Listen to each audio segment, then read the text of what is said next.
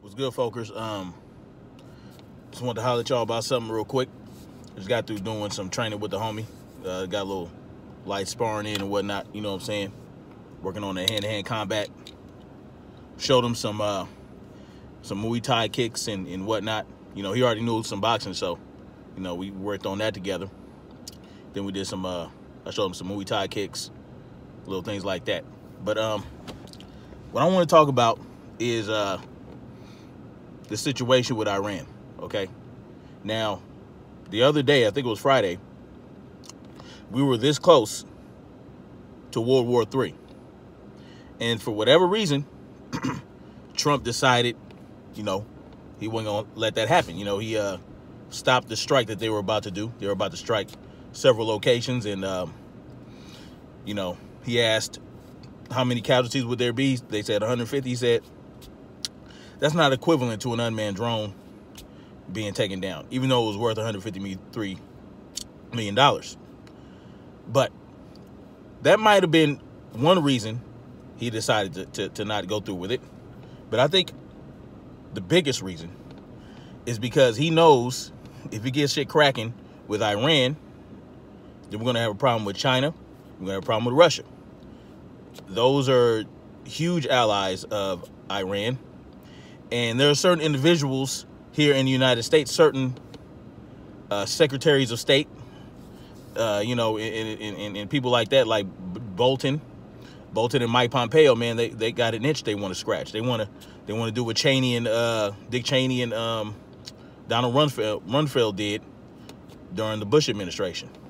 Okay, but for whatever reason, wisdom reached Trump. Either it was that, or all this was just a game to get the tensions going, to see how people would react. Well, people aren't reacting well to the idea of us invading and bombing the shit out of Iran. I mean, it's not like it was in Vietnam. It's not like it was in the last Iraqi war or the first Iraqi war in Kuwait. But as long as people like Mike Pompeo and John Bolton are in charge of anything, we always have to be prepared for the idea that eventually we'll be ending up in a war, okay? Now, if war does pop off, right, with Iran, if we get into it with Iran, we're going to have a lot of problems, okay? This isn't going to stay in the Middle East. We're going to have problems right here in the United States. You understand what I'm saying? This is not going to stay away from home, okay? The next big war is going to reach our doorstep, and we have to be ready and prepared for it, okay? So that means we have to have things on hand. We have to have emergency supplies. We have to have weapons, ammo, okay? And today I want to talk about a couple of things that you might want to get a hold of on right now. You just need these things. One, the number one thing you need is water. That's the number one item, okay? That is the most important thing you'll ever need in life. Water brings life. So you need water. You know, you need an emergency supply of water for whatever may come, okay? Now, what you can do is you get one of those 50-gallon drums, the blue drums, right? You take that in your backyard, you palletize it, which means you put it on some wood, or you put it on top of some dunnage, okay? You fill it up with water. You can fill it up with water from the water hose, okay? Because you're not going to want to buy a 50 gallons worth of fucking purified water, okay? Or spring water. It's going to be mad expensive. So what you do is you take your water hose, you dump it in there, you fill that sucker up, okay? You get some water for purification tablets, however many is equivalent to 50 gallons, you know what I'm saying? So you get those purification tablets and drop some bleach in there, okay? Now, the bleach is going to help keep the bacteria from growing in the water, okay? Because as soon as air hits that water, bacteria, in the matter of fact, the bacteria in the hose is teeming with bacteria. So you want to kill the bacteria off immediately, okay? Because you don't want ponds, you don't want the little layer of bacteria grease sitting on top of your water when you go to drink that in an emergency. So you fill the gallon up, fill it up halfway, drop some purification tablets in there, some bleach, Fill it up the rest of the way. Bleach purification tablets. Let that sucker sit there, and you close it and seal it tight. Okay? And every few months, you're going to want to drop more bleach and purification tablets in there. Okay? This is something that you're going to have to keep up. Okay? And that's you can get one 5-gallon or 50-gallon drum. You can get two 50-gallon drums. They cost about almost $100. So you want to start off with one, get it in your backyard, boom, fill it up, put the purification tablets in there, boom. You have ready access to water, 50 gallons, okay? And if you got room, you know, every month or so, get another 50-gallon drum, do the same thing, okay? There's never too much water on hand. There's no such thing as having too much water on hand. Believe me, okay? And then now, what you also need is some food, right? You need some storable food for emergencies, okay? What I'd recommend is you get get a whole bunch of cans, right? Canned goods.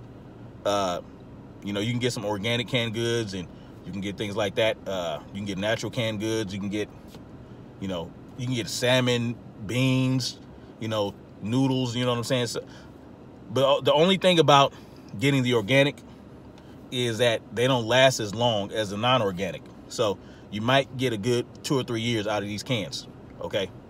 So you make sure the expiration date is way off, maybe 2 or 3 years, 3 or 4 or 5 years.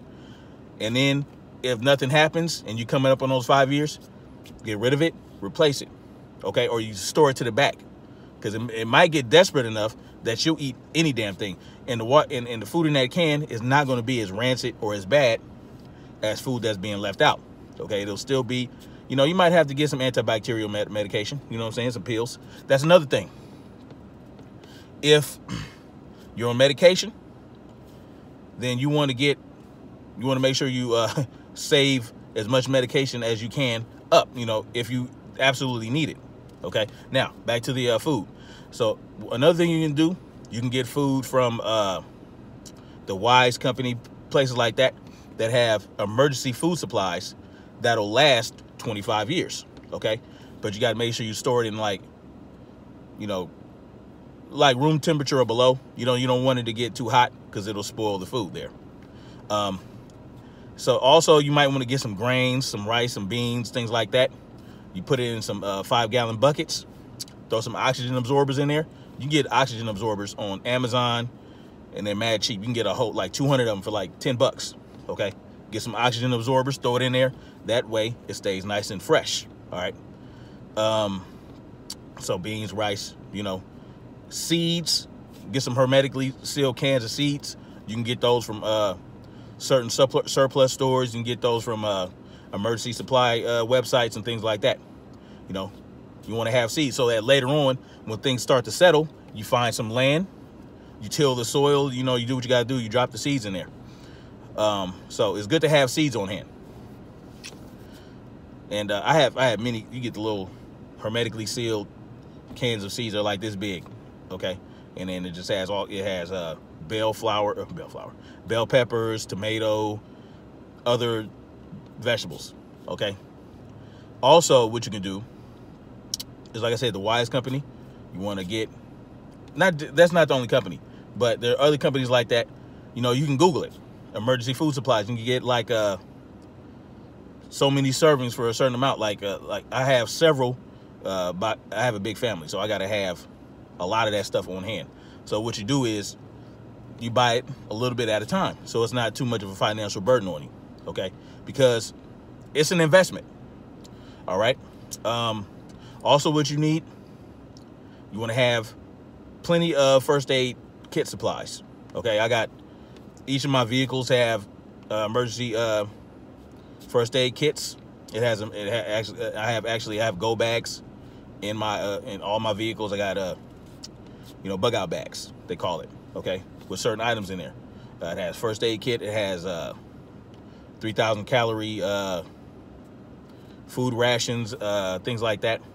Water in pouches.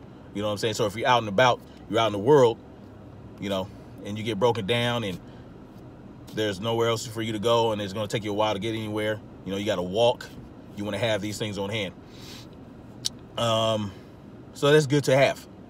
First aid kits in the house. I got a first aid kit in the garage, a big deluxe first aid kit. It has, you know, it has the sutures in there. It has pretty much everything you need for everything a field medic would have is basically in this pack. Okay. And you might want to take some courses or learn how to treat wounds and things like that, pack wounds. And you might, they actually have, these coagulators, like not coagulators. You pack the wound with it, and it stops the bleeding, and it's really good. It's like a gel. You put it in the wound, it'll pack it up, and then you wrap it in gauze and whatnot. It'll stop the bleeding. You might want to get some crazy glue, because it's non-toxic crazy glue.